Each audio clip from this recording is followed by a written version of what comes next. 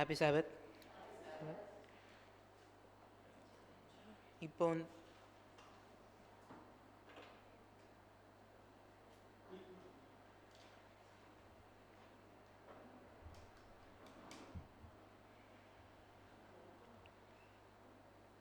இந்த வாரம் வந்துட்டு எதை பற்றி பார்க்க போகிறோன்னா கேன்சர், அதை பற்றி பார்க்க போகிறோம்.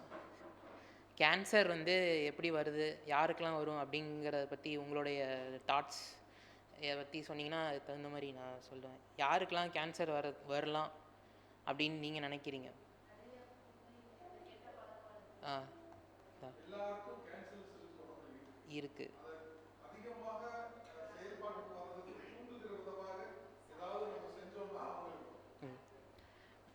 அங்கிள் சொன்ன மாதிரி எல்லாரோட உடம்புலையும் வந்து கேன்சர் உண்டு பண்ணுற அந்த செல்ஸ் ஆன்கோஜீன்ஸ்னு சொல்லுவாங்க. அது வந்து எல்லாரோட உடம்புலையுமே இருக்குது. அதை வந்து நம்ம ஆக்டிவேட் பண்ணுறதும் பண்ணாததும் நம்ம கையில் தான் இருக்குது. அதை ஆக்டிவேட் பண்ணுற மாதிரியான செயல்கள் நம்ம பண்ணோன்னா கண்டிப்பாக நமக்கு வந்துடும். இல்லைனா அந்த ஒரு என்விரான்மெண்ட்டில் நம்ம வாழ்ந்தாலும் நமக்கு வந்து அது வந்து புற்றுநோயை வந்து கொண்டு வந்துடும் அப்படின்றது தான் இதோட கருத்து. சரி, தமிழில் எதுக்கு இதுக்கு வந்து புற்றுநோயின்னு வச்சாங்கன்ட்டு ஒரு ஐடியா இருக்கா உங்களுக்கு? புற்று எப்படி ஒரு சின்ன எறும்பு இது புற்று வந்து சின்னதாக இருந்து அப்படியே கொஞ்சம் கொஞ்சமாக அப்படியே வளர ஆரம்பிக்கும். அது மட்டும் இல்லாமல் எறும்புகள் வந்து பல இடத்துல இருந்து சாப்பாடை எடுத்துகிட்டு வந்து அங்கே ஸ்டோர் பண்ணும். அதே மாதிரி தான் நம்ம உடம்புலையும் வந்து அந்த கட்டி வந்து எப்படின்னா அதுக்கு தேவையான இரத்த ஓட்டம், அதுக்கு தேவையான நியூட்ரியன்ஸ் சக்தி, அதாவது சத்துக்களை வந்துட்டு அது வந்து மற்ற இடத்துல இருந்து வந்து பெற்றுக்குது அப்படின்றது. அதனால தான் தமிழில் வந்து புற்றுநோய் அப்படின்னு வச்சுருக்காங்க. இது வந்துட்டு எப்படின்னா நமக்கு இப்போ நார்மலாக நம்ம உடம்புல இருக்க செல்கள் வந்துட்டு கொஞ்சம் பொதுவாக ஃபார்ம் ஆகும். அப்புறம் கொஞ்ச நாள் கழித்து ஒரு சிக்னல் வந்து அது கொடுத்தோன்னே அது வந்து அழிஞ்சு போயிடும். எப்படி வந்து இப்போ மரத்தில் வந்து ஒரு இலை வந்து ஒரு இலை வந்து வருது, வளருது, நல்லா முதிர்ச்சி அடைந்தோடனே அந்த இலை வந்து கீழே உதிர்ந்து போய் கீழே விழுந்துருது. அந்த மாதிரி தான் நம்ம உடம்பும் வந்து நாளுக்கு நாள் வந்து சில செல்கள் ஃபார்ம் ஆகும், சில செல்கள் வந்து அழியும். ஆனால் இந்த கேன்சர் செல்கள் வந்துட்டு ஒன்ஸ் ஃபார்ம் ஆச்சுன்னா அது வந்து அழியாது. அதை வந்து யாராலையுமே கட்டுப்படுத்த முடியாத ஒரு செல்லு அப்படின்னு, அதாவது நம்ம உடலில் இருக்கிற எந்த ஒரு சிக்னலும் அதால் கண்ட்ரோல் பண்ண முடியாது, அவ்வளோ ஸ்ட்ராங்கான ஒரு இது அப்படின்னு சொல்கிறாங்க. அடுத்து வந்துட்டு இதோடைய சிம்டம்ஸ் அப்படின்றது வந்து எல்லாருமே தெரிஞ்சிக்க வேண்டிய ஒன்று. முடிஞ்ச அளவுக்கு நம்ம வேறு யாராவது நமக்கு தெரிஞ்ச நிறையா பேருக்கு எங்கள் சர்க்கிள்லேயே நிறையா பேர்த்துக்கு வந்து கேன்சர் ஃபார்ம் ஆகி தெரிஞ்சவங்க இருக்காங்க. இப்போ சர்ச்சிலையுமே வேறு சர்ச்சிலையுமே இருந்தவங்களாம் இருக்காங்க. அவங்க இது வந்து அனுபவிக்கிறத நாங்கள் பார்த்தோம். ஸோ இந்த சிம்டம்ஸ், அதாவது அறிகுறிகள் என்ன அப்படின்னு பார்க்கலாம். முதல்ல வந்து ஃபெட்டிக் ஆவாங்க, முதல்ல டயர்டாகுவாங்க. எந்த ஒரு சின்ன வேலையை செஞ்சாலுமே டக்கு டக்குன்னு அவங்க வந்து உடல் சோர்வு ஏற்படும். அடுத்து அந்த கட்டி வந்து எங்கே ஃபார்ம் ஆகுதோ, அதாவது உடம்புல எங்கே வேணாலும் ஃபார்ம் ஆகலாம். அதாவது இந்த நோய் வந்து எங்கேனாலும் ஃபார்ம் ஆகலாம் அப்படின்றாங்க. தலையில் ஃபார்ம் ஆகலாம், தோலில் ஃபார்ம் ஆகலாம், வாயில் ஃபார்ம் ஆகலாம், எலும்பில் ஃபார்ம் ஆகலாம், இரத்த குழாயில் ஃபார்ம் ஆகலாம், இது ஒயிட் பிளட் செல்ஸ், அதாவது இம்யூன் சிஸ்டமையும் அடிக்கலாம், ரெட் பிளட் செல்ஸ்லேயும் இது பண்ணலாம், பிளாஸ்மாலையும் வரலாம், நரம்பில் வரலாம். இப்படி உடம்புல எந்த ஒரு பாட்டுமே அதுக்கு இதில் வந்து கேன்சர் வரத்துக்கு வாய்ப்பு அதிகமாக இருக்குது அப்படின்றாங்க. நம்ம இந்தியாவில் வந்துட்டு ஆண்களுக்கு வந்து மெயினாக வந்துட்டு வாய் புற்றுநோயும் நுரையீரல் புற்றுநோயும் வருது. பெண்களுக்கு வந்து கர்ப்பவாய் புற்றுநோயும் மார்பக புற்றுநோயும் வருது. இதுவே வெஸ்டர்ன் கண்ட்ரீஸில் பார்த்திங்கன்னா பெண்களுக்கு வந்துட்டு பிரெஸ்ட் கேன்சர், அதாவது மார்பக புற்றுநோயும் வருது, கர்ப்பவாய் புற்றுநோயும் வருது. ஆண்களுக்கு வந்து விதைப்பை புற்றுநோய் வந்து வெஸ்டர்ன் கண்ட்ரீஸில் அதிகமாக வருது அப்படின்றத சொல்கிறாங்க. அடுத்த இது பார்த்திங்கன்னா நம்ம உடலில் வந்து நம்ம தோலில் வந்துட்டு மாற்றம் ஏற்படும் முதல்ல அப்படின்றாங்க. கொஞ்சம் எல்லோயிஷாக மாறி அப்புறம் ஒரு மாதிரி செவந்து போன மாதிரி மாறி, அதாவது அந்த கட்டி வந்துட்டு சரியே ஆகாது அப்படின்றாங்க. நம்ம வந்து வீக்கத்துக்கும் இந்த கட்டி ஃபார்ம் ஆகிறதுக்கும் வித்தியாசம் இருக்குது அப்படின்றாங்க. ஒரு வீக்கம் வந்து திடீர்னு ஃபார்ம் ஆகுதுன்னா அந்த இடத்துல வந்து கொஞ்சம் சூடாக இருக்கும், அப்புறம் கொஞ்ச நாள் கழித்து அதுவே சரியாக போயிடும். ஆனால் இந்த கட்டி வந்து ஒன்ஸ் ஃபார்ம் ஆச்சுன்னா அது சரியாகாது, அப்படியே வளர ஆரம்பிக்கும் அப்படின்றாங்க. சில பேருக்கு வந்துட்டு சாப்பிட்றதுக்கு கஷ்டமாக இருக்கும், சாப்பிட முடியாது. சில பேர் வந்துட்டு வெயிட் வந்து கம்மியாவாங்க, உடல் எடை வந்து குறையும் அப்படின்றாங்க. பேசுகிறதுக்கு கொஞ்சம் கஷ்டப்படுவாங்க அப்படின்றாங்க. சில பேருக்கு வந்து முட்டி மற்றும் தசை வலிகள் வந்து ஏற்படும் அப்படின்றாங்க. சில பேருக்கு வந்துட்டு ரத்தம் வந்துட்டு எங்கேயாவது லைட்டாக அடிபட்டால் கூட நிற்காமல் வந்து ப்ளீட் ஆகும் அப்படின்றாங்க.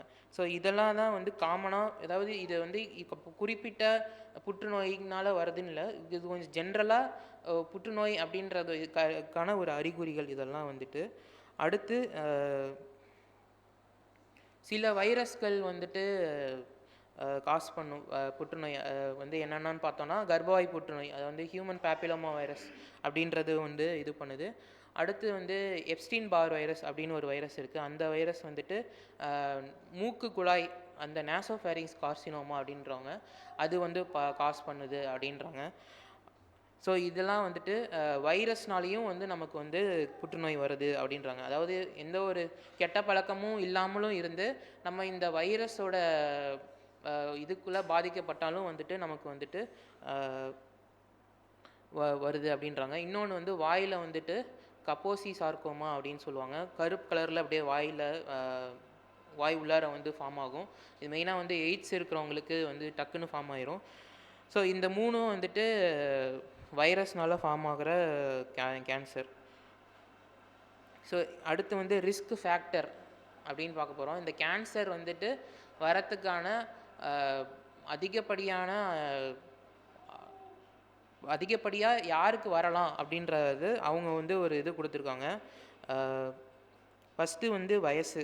காமனாக வந்துட்டு வயசானவங்களுக்கு தான் வந்து வருது. அதாவது எந்த வயசில் இருக்கவங்களுக்குனாலும் வரலாம், ஆனால் வயசானவங்களுக்கு வரத்துக்கான வாய்ப்புகள் அதிகமாக இருக்குது அப்படின்றாங்க. ஏன்னா இது வந்து இம்யூன் செல்ஸை வந்துட்டு கம்மியாக, நோய் எதிர்ப்பு சக்தி கம்மியாக ஆச்சுன்னா நமக்கு வந்து வரும் அப்படின்றாங்க.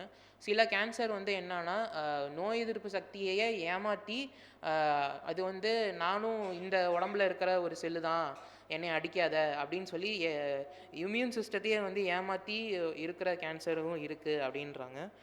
அடுத்து வந்து பழக்க வழக்கம்.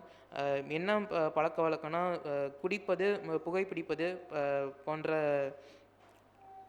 இது. அப்புறம் வந்துட்டு அதாவது சூரியன் வந்து யூவி கதிர்கள் அது அதிகமாக இருக்கிற டைமில் வந்து நம்ம வெளியே போகிறது, இதெல்லாம் வந்துட்டு கேன்சர் உண்டாகிறதுக்கு வழிவகுக்குது அப்படின்றாங்க. அடுத்து நம்மளுடைய ஃபேமிலி ஹிஸ்ட்ரி, நம்மளுடைய பெற்றோர்களோ இல்லை அதற்கு முன்னாடி இருக்கிறவங்களுக்கோ, முன்னாடி வாழ்ந்தவங்களுக்கு கேன்சர் இருந்தால் அது வந்து நமக்கு ஜீன் மூலயமா வந்து மரபணு வந்து சிதைவு பெற்று நம்ம கேன்சர் வரத்துக்கும் வாய்ப்பு இருக்குது அப்படின்னு சொல்கிறாங்க. இன்னொரு இது வந்து என்னென்னா, நம்ம நாட்பட்ட ஒரு நோய், குரோனிக்காக இருக்கிற டிசீஸ் வந்து கேன்சராக மாறுறதுக்கு வாய்ப்பு இருக்குது. எக்ஸாம்பிள் வந்து அல்சர் வந்து ஒரு வருஷக்கணக்காக சிலருக்கு இருக்குதுன்னா அந்த இடத்துல வந்துட்டு கண்டிப்பாக வந்து கேன்சர், அல்சரேட்டிவ் கோலைட்டிஸ் அப்படின்னு சொல்கிறாங்க, ஸ்டொமக் கேன்சர் வரத்துக்கு அதிகமான வாய்ப்பு இருக்குது. இன்னொன்று வந்து இன்டெஸ்டைனல் கேன்சரும் வரத்துக்கு வாய்ப்பு, கோலோரெக்டல் கேன்சர் அப்படின்னு சொல்லுவாங்க. அது காமனாக இப்போ புதுசாக நிறையா பேருக்கு வந்துக்கிட்டு இருக்கு, அதுவும் வரதுக்கு வாய்ப்பு இருக்குது அப்படின்றாங்க. அடுத்து நம்ம சுற்றுச்சூழலில் காற்று மாசுபாடுனாலேயும் வந்து நமக்கு வந்துட்டு நுரையீரல் புற்றுநோய் வரத்துக்கான வாய்ப்புகள் அதிகமாக இருக்குது அப்படின்னு சொல்கிறாங்க. நம்ம இதை வந்து எப்படி தடுக்கலாம் அப்படின்னா, நம்மளுடைய சுற்றுச்சூழலில் நம்ம காற்று மாசு இருந்ததுன்னா முடிந்த அளவுக்கு வந்துட்டு நம்ம காற்று மாசு ஏற்படாத அளவுக்கு நம்மளுடைய இருப்பிடத்தை வந்து ஒரு நல்ல இயற்கையான சூழ்நிலையில் வாழணும். அடுத்து நமக்கு பழக்க வழக்கங்களை மாற்றிக்கணும். உணவு முறையில் நம்ம எப்படி வந்துட்டு இதை தவிர்க்கலாம்னா, ப்ரொக்கோலி, காலிஃப்ளவர், கேபேஜ், முட்டைக்கோசு, அப்புறம் வந்து ஸ்ப்ரவுட்ஸ், அதாவது முளைக்கட்டின பயிர், இதெல்லாம் நம்ம சாப்பிட்றதுனால வந்துட்டு நம்ம வந்து கேன்சர் செல் வந்து அதாவது அதிகமாகிறது, அதாவது நம்ம உடம்புல வந்து அதுங்க வந்து அதோட வேலையை பண்ணாமல் சப்ரஸ் பண்ணுறதுக்கு நம்ம வந்து வழிவகுக்கலாம் அப்படின்றாங்க. அடுத்து வந்து பூண்டு வந்து நம்ம வந்து அன்றாட வாழ்க்கையில் நம்ம சேர்த்துக்கிறது நல்லது. அது அதிகப்படியாக சேர்த்துக்கோன்னா தினைக்கும் ஒரு ஒரு பல் பூண்டு நம்ம சேர்த்துக்கிறது நல்லது அப்படின்றாங்க. ஏன்னா அதில் வந்துட்டு அலிசின் அப்படின்ற ஒரு காம்பவுண்ட் இருக்குது. அந்த இது வந்து ஆன்டி கேன்சர், அது புற்றுநோய் ஃபார்ம் ஆகாமல் இருக்கிறதுக்கான ஒரு இது அப்படின்றாங்க. அது தக்காளியில் வந்து லைகோபெயின் அப்படின்ற ஒரு விஷயம் இருக்குது. அது வந்து ஆன்டி ஆக்சிடென்ட் தான் அப்படின்னு சொல்கிறாங்க. அதை நம்ம தினைக்கும் இது பண்ணுவோம். உங்களில் நமக்கு தெரிஞ்சவங்க யாராவது வந்துட்டு இந்த கேன்சர்னால் வந்து பாதிக்கப்பட்டிருக்காங்க, இல்லை நீங்கள் இப்போ நான் சொன்ன அறிகுறிகளில் ஏதாவது அவங்களில் தென்பட்டுச்சுன்னா அவங்கள வந்து நம்ம போய் மருத்துவமனையில் வந்துட்டு டெஸ்ட் எடுக்க சொல்லி இது பண்ணுவோம். புற்றுநோய்க்கு வந்து மெயினாக 3 சிகிச்சை தான். ஒன்று கீமோதெரப்பி, ரேடியோதெரப்பி, இல்லைனா சர்ஜரி பண்ணுறது தான் இருக்குது.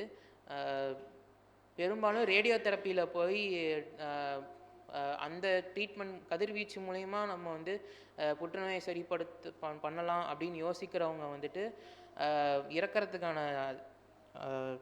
அதாவது பர்சன்டேஜ் வந்து அதிகமாக இருக்குது.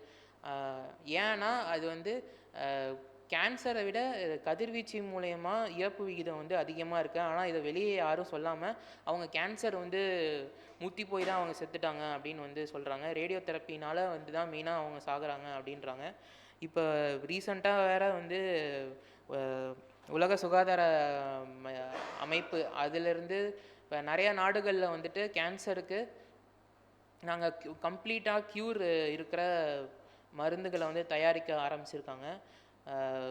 இதற்கான ஒரு தீர்வு வந்து கூடிய சீக்கிரத்தில் வந்து நம்ம எல்லா மக்களும் பயன்பெறணும். எந்த ஒரு என்ன சொல்கிறது, அந்த டிஃபெக்டும் இல்லாமல், எந்த ஒரு பின்விளைவுகள் பக்க விளைவுகள் இல்லாமல் எல்லாருக்கும் அந்த மருந்து கண்டுபிடிக்கிற மருந்து வந்து ஹெல்ப்பாக இருக்கணும். நம்ம வந்து கடவுளை வேண்டிக்குவோம். வாய்ப்பு கொடுத்த தேவனுக்கும் சபையாருக்கும் நன்றி. ஆமென்.